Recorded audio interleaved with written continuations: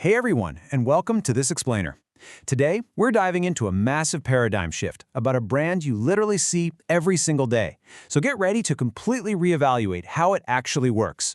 I mean, if you think you know the engine driving the world's most famous burger chain, you might be totally surprised by what's actually hiding behind the curtain. You know, it's so easy to just see the marketing and think we understand the mechanics of a massive global corporation, especially one that feeds millions of people daily. But to truly grasp their immense success, we need to peel back the layers and look at the actual foundation they've built over decades.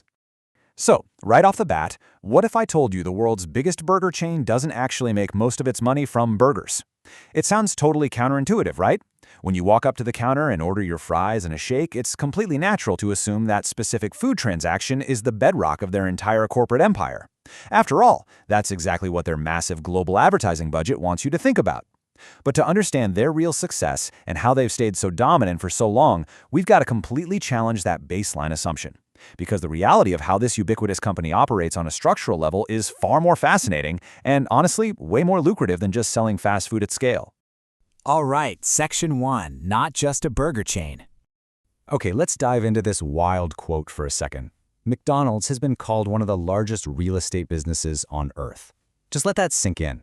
We aren't talking about a food and beverage titan here. We are dealing with a literal property titan. The core mechanism of their immense wealth generation isn't the menu hanging above the register. It's the actual physical dirt and concrete underneath the restaurant itself. And when you realize this, it reframes absolutely everything. You see, selling low-margin food items is an incredibly tough, grueling business. But acquiring and holding prime real estate at busy intersections across the globe, now that is how generational wealth and corporate invincibility are built.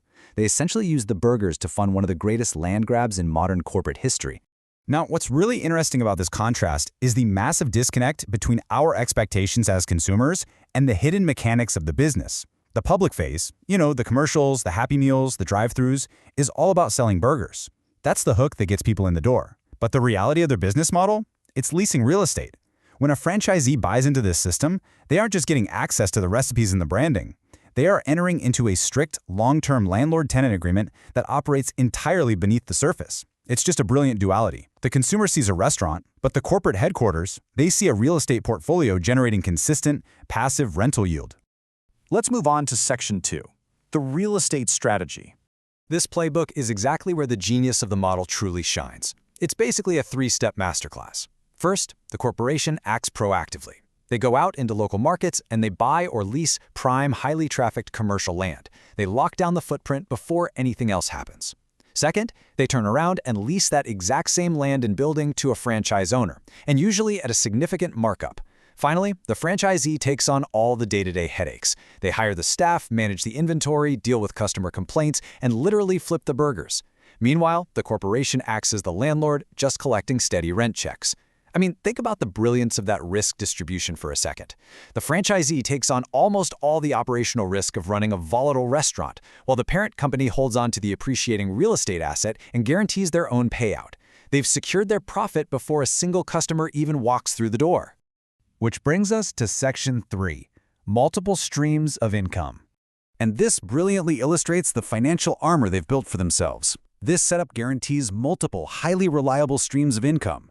The cash flowing into corporate headquarters isn't just coming from some tiny cut of the food sales. It's generated through base rent, royalties, and other franchise fees. By structuring the business this way, the corporation effectively insulates itself from the daily, volatile grind of the restaurant industry. If the cost of beef suddenly skyrockets, or if there's a localized labor shortage, it's the franchisee who feels the immediate sting on their profit margins. The parent company, however, is chilling in a financial fortress. Whether a specific location sells 100 burgers today or 1,000, that rent check is still due at the end of the month, providing incredible stability and predictable cash flow. So the crucial point is that the real magic of this model reveals itself over time. Food sales naturally fluctuate, right? Consumer tastes change, inflation drives up supply chain costs, and the restaurant business is just notoriously unpredictable and fiercely competitive. But the underlying commercial real estate? That is a completely different beast. Prime physical property generally appreciates in value over time. As neighborhoods develop and intersections get busier, the land becomes way more valuable. So even if the fast food side of the operation faces a terrible quarter, the land itself is growing in value. They've essentially hedged the risky business of hospitality with one of the most historically stable assets on the market, prime commercial real estate. Now let's zoom out a bit for Section 4, a global property empire. The sheer scale of this operation is honestly staggering. They haven't just pulled this off in 1 or 2 domestic markets, they have successfully exported this property-first model to more than 100 countries worldwide. They are actively identifying, purchasing, and controlling prime commercial real estate on a massive global level. It's a true testament to the universal applicability of this strategy. Whether they're operating in the heart of Tokyo, the historic streets of London, or just a highway exit in the Midwest, they are successfully acting as both landlord and franchisor across vastly different economies and cultures.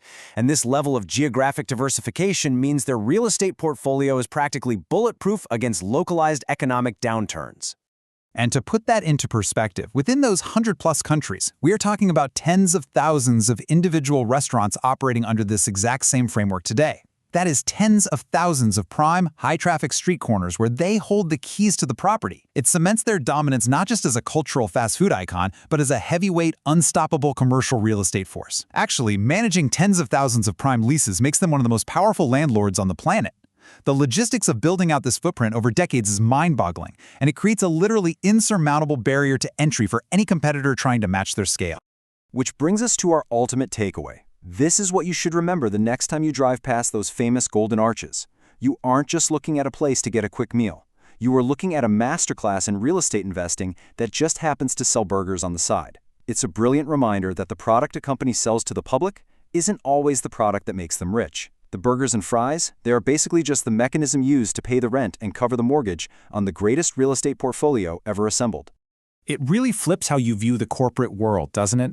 Once you see the hidden gears turning behind a brand this ubiquitous, it makes you wonder what other secrets are hiding in plain sight. So I'll leave you with this to think about as we wrap up this explainer. What's another massive company whose true business model is completely different from what the public assumes? Keep your eyes open, dive past the marketing, and never stop questioning the reality behind the brands you see and interact with every single day. Thanks for joining me, and I'll catch you next time.